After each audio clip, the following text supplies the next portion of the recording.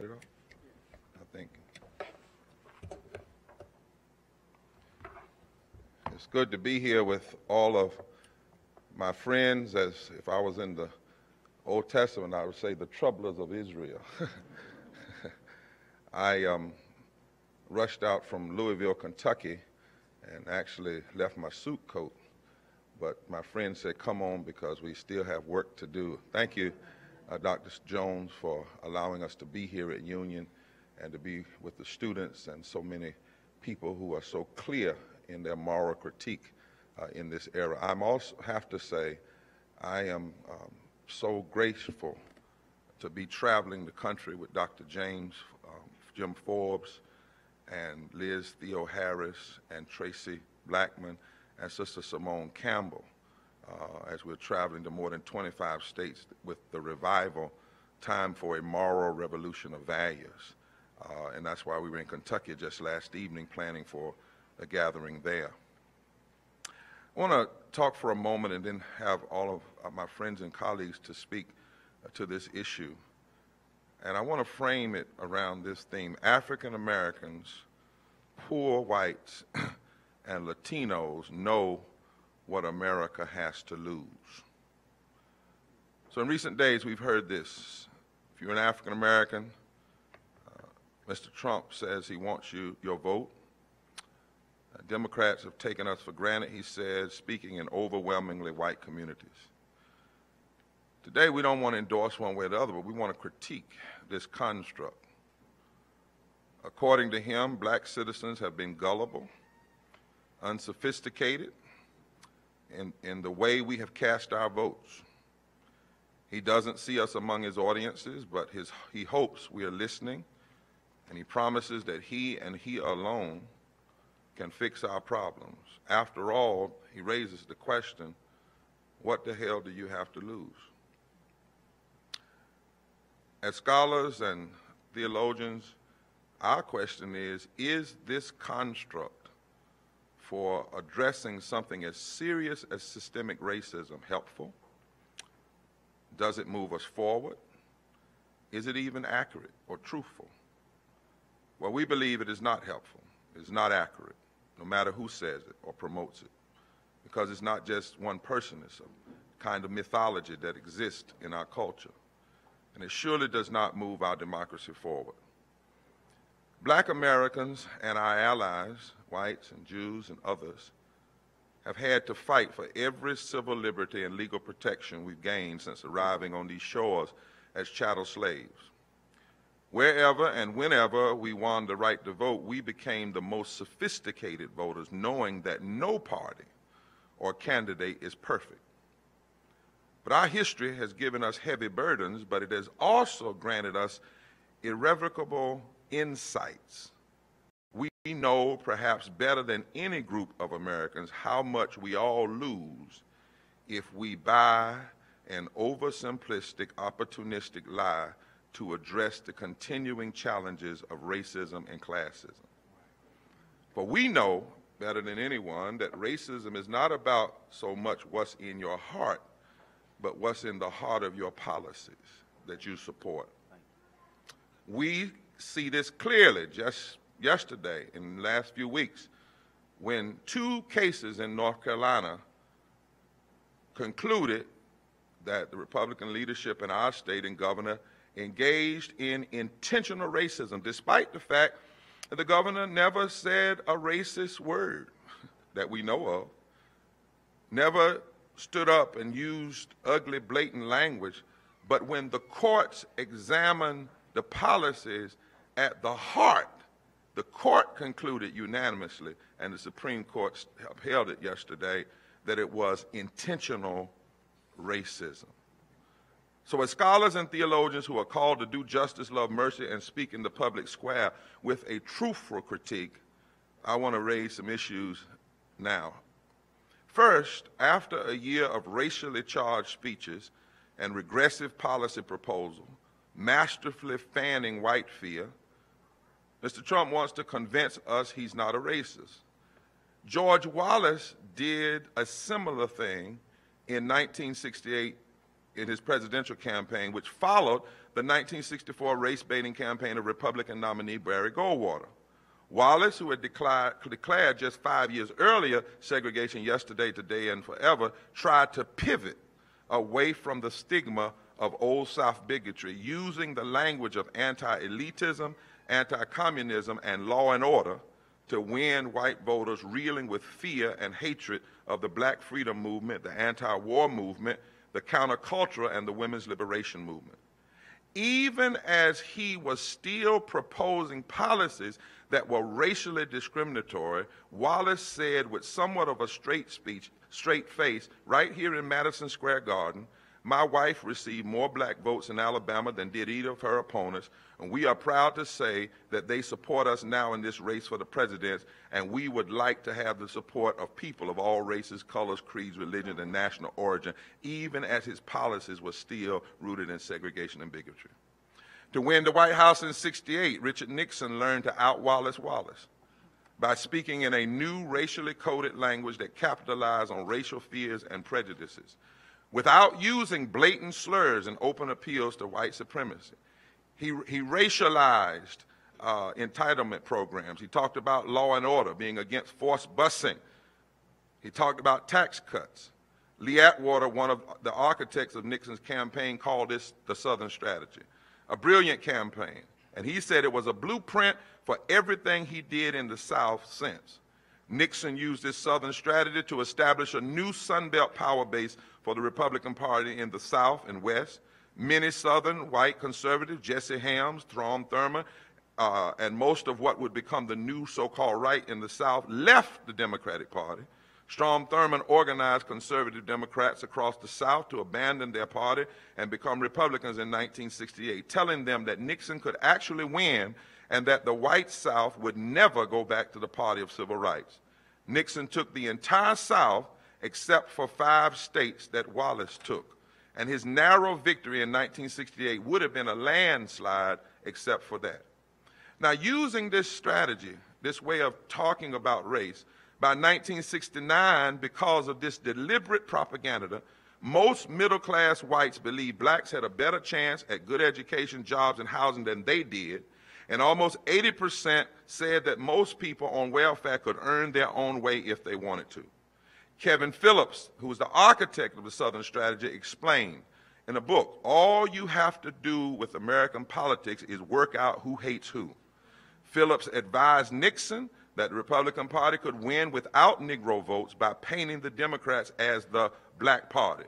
He knew if they could control the South, they could control 22 U.S. Senate seats, 31% of the U.S. House of Representatives, and 160-plus electoral votes by just controlling 13 states using this kind of strategy and propaganda. He predicted a new American revolution coming out of the South and the West. Phillips noted that white ethnics in the North were also ripe for the picking, correctly predicting, for example, that the Irish Democrats in New York would turn Republican because they don't like the Jews and the Negroes who run the New York Democratic Party. That's a quote from Phillips. The South, Phillips said, would become a stronghold of a new Republican Party. This started in 1968 and culminated in Ronald Reagan's 1980 Southern sweep in a campaign he launched in Philadelphia, Mississippi, famous for only one thing, the murder of 3 civil rights workers in 1964, where he gave a speech on states' rights, spoke against the Voting Rights Act, used coded language to describe poor welfare queens and strapping young bucks who were gaming the system. When you know this history, you are able to say to Mr. Trump and anyone else that when you attempt to address racism in a way that's opportunistic, regressive, and untruthful, we know what's going on. And you then can understand why people will often do this, as was done recently by Mr. Trump, beginning this conversation in North Carolina and Mississippi in almost all white audiences. The core of the strategy has been to court whites resentful and fearful of minorities, and now some want to claim that we're the party of Lincoln, But Lincoln's Republican Party and its opposition Democratic Party were the polar opposite of today's parties that carried the same names. If persons wanted to embrace the party of Lincoln, they would have to embrace Reconstruction policies that won free black support in the 19th century. They would have to be for federal intervention to ensure equal protection, for expanding voting rights, for public education, for restoring the Voting Rights Act. African Americans are not naive. We know when Trump or any other extremists do not represent the party of Lincoln because they oppose the policies that have increased our freedom and our well-being in this nation. Furthermore, when Mr. Trump or his surrogates say that Republicans passed the civil rights laws and Democrats didn't help, that type of revisionist history is not healthy for our republic. It helps to maintain many historical myths which continue to inform far too many in divisive ways. The truth is, in the U.S. Senate in 1964, the Civil Rights Act passed 73 to 27. Among Democrats, it passed 46 to 21. Among Republicans, 27 to 6. In the Senate, the only Southern Democrat that voted for the Civil Rights Act was Ralph Yarborough of Texas. No other Senate Republican in the Senate voted yes. In the House, 8 Southern Democrats voted for the Civil Rights Act. In the Senate, only 1 Southern Democratic senator voted for it. Not a single Southern Republican senator or representative did. In other words, not a single Southern Republican from either the Senate or the House voted in favor of the Civil Rights Act, while 9 Southern Democrats did. This vote was not about party, it was about region. And we have to know this history. The Voting Rights Act of 1965 was sponsored by Senate Minority Leader Everett Dirksen, a Republican, and Senate Majority Leader Mike Mansfield, a Democrat, and co-sponsored by 46 Democrats and 20 Republicans. It passed in the U.S. House on August 3rd by 328 to 74. Democrats supported it 221 to 61. Republicans supported it 112 to 24, and passed the United States Senate on August 4th. 79 Democrats voted for it, and 49 Republicans voted for it. 30 to 1 was 49 to 17, excuse me, in the Democrats, and 30 to 1 Republicans supported it. And LGBJ signed it on August the 6th. Trump's pivot is a political ploy to taken out of the Southern strategy playbook, used by candidates from Nixon to Reagan to exploit white Southern fear while avoiding the stigma of overt racism. Right. This strategy taught politicians, especially in the South, how to talk race in coded language, tax cuts, entitlement reform, states' rights, right to work, and voter fraud. By associating black political power with big government, the Southern strategy created a disdain for the very social uplift programs that had benefited many whites in the 1940s and 50s. This convinced many whites to vote against their own self-interest, thereby undermining the coalition of poor and working people who had challenged systemic injustice during the labor and civil rights movement. So when we hear Mr. Trump say, "What do you have to lose?" I immediately think of all that African Americans have fought for and won together with our allies. The question itself is an insult to black people in America and justice-thinking people in America. Right. But hear me, it is also an insult to poor whites, because despite the injustices we have faced, there are still more whites that are poor than are of us. According to the University of Michigan National Poverty Center, 26% of African Americans are poor, an extreme disparity that every party has to step up and deal with, 10% poverty among whites. But in real numbers, there are millions more poor whites who are being conned by the Southern strategy and the extremists who use it to build their own power and their own wealth. The worst lie of our time is that extreme policies only hurt black people. In state houses across America, we have seen this kind of political extremism attack voting rights, public education, health care, living wages, labor rights, immigrants' rights. Its trickle-down economics led to the worst recession since the Great Depression, and it hurt whites as well as blacks all across the board. Right. And so, as one writer says out of Duke, the issue we have to wrestle with today is racism without racists, colorblind racism, and the persistence of racial inequality. And Dr. Silver says the main problem nowadays is not folks with hoods, but folks dressed in suits. He also says the new racism, like God, works in mysterious ways and is quite effective in maintaining white privilege. And the mythology that black and brown people are not people with problems, but a problem people. Racism is not just about prejudice. It's about the ability to implement your prejudice in public policy in ways that hurt real people. Now, finally, a grown-up, mature, and serious conversation transformative about race will ask these questions. What is it that causes many whites that are poor, since the census say 18.9 million whites are poor, and that's 8 million more poor white people than black, and 5 million more than Latino? What causes a candidate to only talk about poverty as though it's a black issue? And then what causes many whites, particularly in the South and sometimes in areas of the North, to be against the very programs that uplift the poor? What causes you to be against living wages?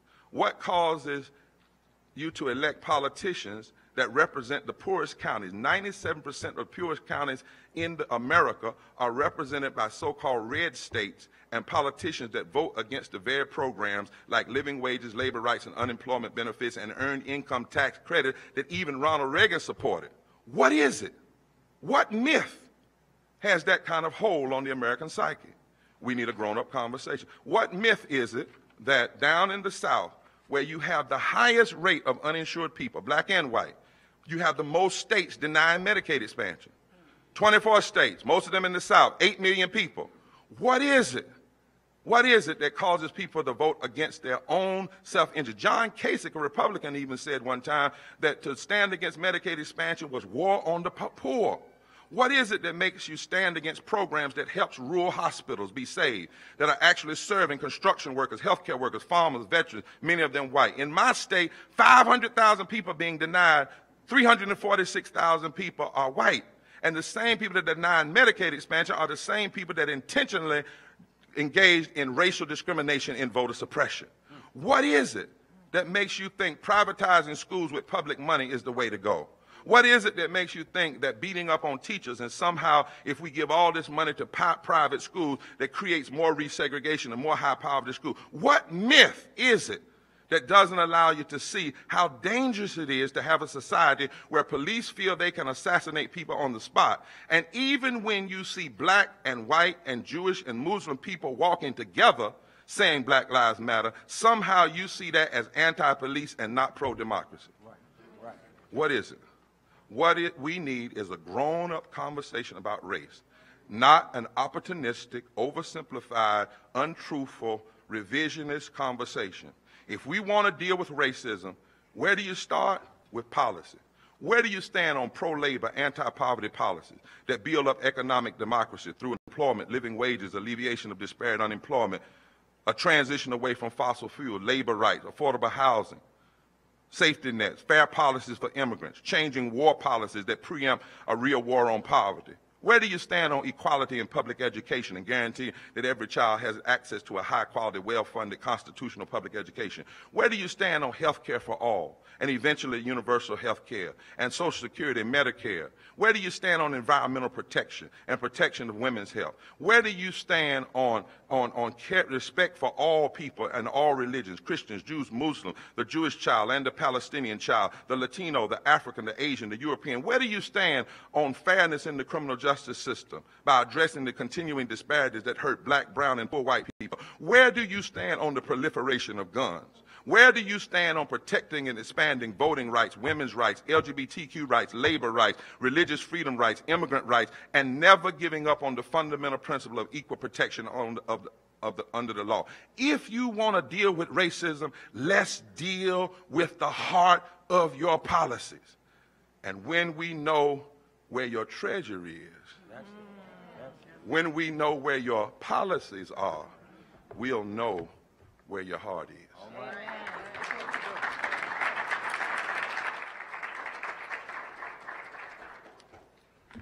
Good morning. Peace be unto you all. Shalom and salam alaikum. All of it means the same thing. I'm Imam Al-Hajj Talib Abdul Rashid. I am the Imam of the Mosque of Islamic Brotherhood, and this morning I'm a spokesman for the Association of African American Imams. Bismillahir Rahmanir Rahim. In the name of Allah, the merciful, the compassionate God.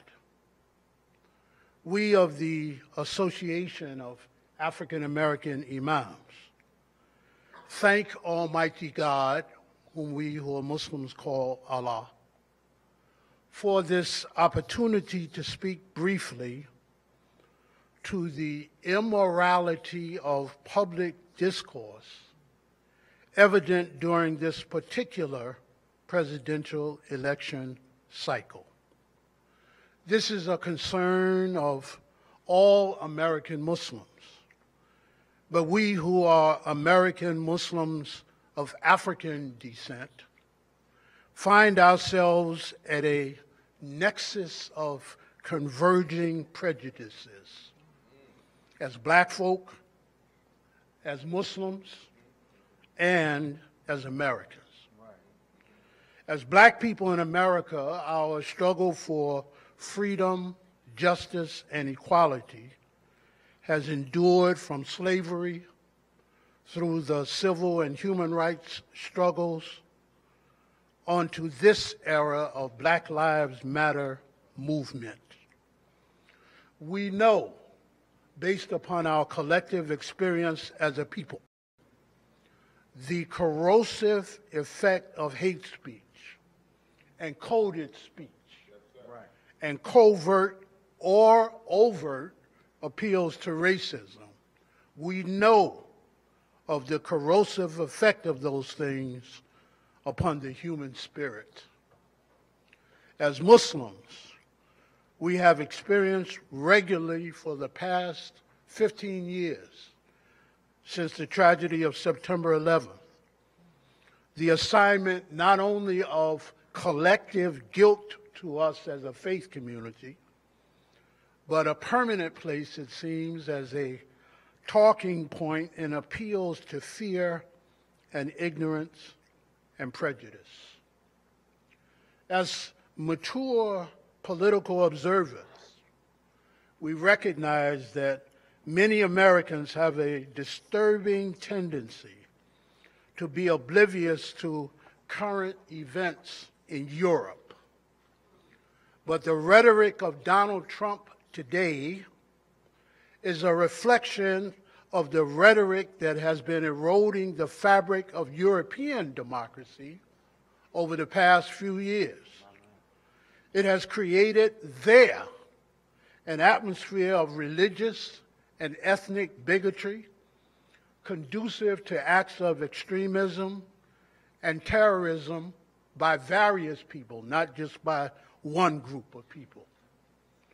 The immoral political speech that we hear in America every day on the airwaves threatens to have that same corrosive, divisive effect in our country with continued tragic and disastrous effects.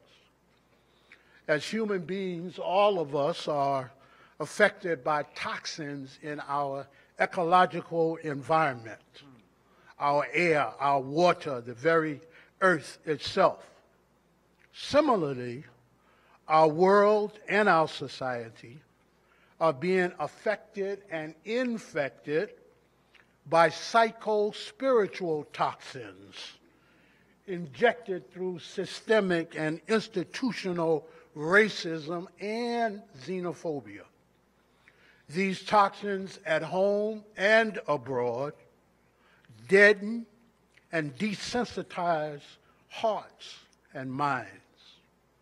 Further, they misdirect the attention of too many good people from the deployment by those in power of what our esteemed colleague and mentor, Dr. James Forbes, has termed poverty as a weapon of mass destruction. Right. We of the African American Muslim community stand here today in solidarity. We are determined that our collective voices will constitute a moral appeal to the higher consciousness of all those who recognize the need for continued improvement of our society and our world. We denounce the voices of all who appeal to the baser political instincts of our fellow citizens, regardless of whether those appeals come from an aspiring president or a former mayor of New York City. We ask Almighty God, Allah, for discernment for ourselves and the American people during these troubled and troubling times. Amen and Ameen.